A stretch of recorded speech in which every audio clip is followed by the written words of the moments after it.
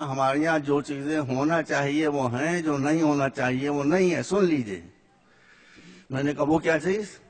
کہا کہ ہم کو جتنے اسکول اور کالج چاہیے ہیں وہ ہم نے اپنی کمیونٹی کے لیے بنا لیے ہیں، اور مولانا صاحب ہمارے یہاں پنڈت نہیں ہوتے ہیں. تو ہم نے کہا یہی ہماری مصیبت ہے.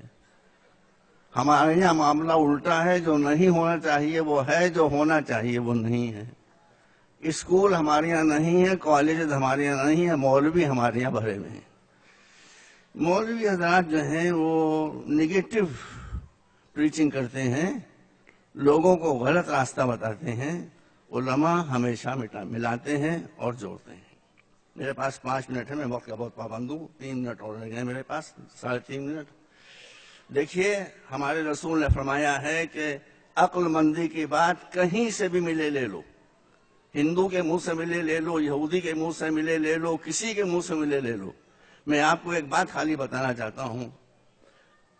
جیوز، یہودی، ہمارا ان سے کوئی جھگڑا نہیں ہے. جیوز میں ایک ایکسٹریمسٹ گروپ ہے جو صہیونسٹ کہلاتا ہے، ان سے ہمارا جھگڑا ہے. اب میں آپ بتاتا ہوں، یہ واقعہ میں نے ریڈرز ڈائجسٹ میں بہت پہلے پڑھا تھا کہ جب سن 48 میں یہودیوں کو ان کی خیال میں ان کی زمین مل گئی تو وہ اپنے چیف پریسٹ کے پاس آئے. ان کا کہ ہم کو ہماری زمین اسرائیل مل گیا ہے، ہم یہوہ کا شکریہ ادا کرنا چاہتے ہیں. کہا کیسے ادا کرنا چاہتے ہو؟ سنیے بات میں ختم کر رہا ہوں. تو انہوں نے کہا کہ ہم چاہتے ہیں کہ آپ ہمارے لیے ایک بہت ہی بھویہ سینیگاگ بنا دیں، جیسی پوجا استھل نہ مسلمانوں کے پاس ہو، نہ کرسچنس کے پاس ہو، نہ ہندوؤں کے پاس ہو. سنیے، یہ عقل کی بات ہے، یہ وزڈم کی بات ہے. اس نے کہا، لوگوں نے کہا ایک ایسا بھویہ شاندار سینیگاگ بنا دیں کہ ایسا سینیگاگ، ایسا پوجا استھل کسی کمیونٹی کے پاس نہ ہو.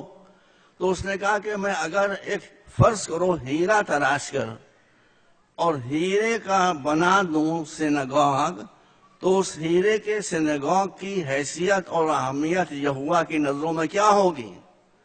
تو ان کا کچھ نہیں. یاد رکھیے یہ بات، یاد رکھیے.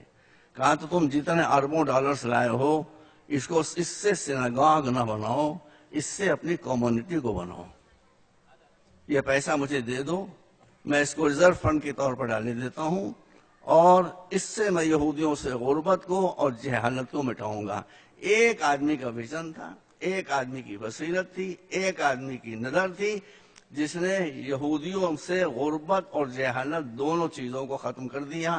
آج دنیا میں سب سے زیادہ ایجوکیٹڈ کمیونٹی اگر کوئی ہے تو جیوز کی ہے، اور آج دنیا میں اگر ریچسٹ کمیونٹی ہے تو وہ یہودیوں کی ہے. آپ کے لیے بھی اس کے علاوہ کوئی چارہ نہیں ہے. قومیں بلڈنگوں سے نہیں بنتی ہیں، قومیں ایجوکیشن سے بنتی ہیں، قومیں تعلیم سے بنتی ہیں، قومیں شکشا سے بنتی ہیں.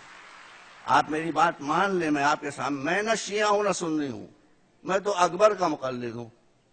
اکبر الہ آبادی بہت بڑے شاعر تھے، وہ کھلے دل کے آدمی تھے. تو ان کی بیوی نے ایک دن ان سے کہا کہ آپ ہیں کہ آپ شیعہ ہیں کہ سنی ہیں؟ کہنے کیوں؟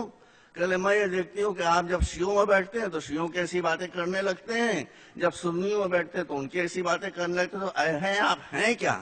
انہوں نے اسی وقت ایک شعر کہہ دیا. انہوں نے کہا کہ اکبر کا کیش و مسلک، ان کی بیوی کا نام منی تھا. انہوں نے شعر کہہ دیا کہ اکبر کا کیش و مسلک، کیا پوچھتی ہو منی، شیعہ کے ساتھ شیعہ، سنی کے ساتھ سنی. تو آپ بھی جب تک شیعہ کے ساتھ شیعہ اور سنی کے ساتھ سنی نہیں بنیں گے، مسئلے حل نہیں ہوں گے. میرے پاس بہت نہیں، صرف 5 منٹ کا وقت دیا تھا جو ختم ہو رہا ہے. میں آپ کو آخری بات کہنا چاہتا ہوں کہ مولا علی نے ارشاد فرمایا ہے کہ جس کے پاس ایجوکیشن نہیں ہے اس کے پاس جو کچھ ہے وہ سب چلا جائے گا.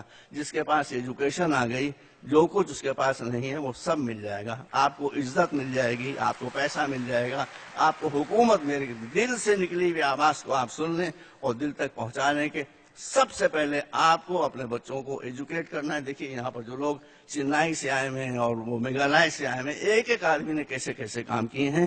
تو ایک آدمی اتنا کام کر سکتا ہے تو 18 کروڑ آدمی کتنا کام کر سکتے ہیں.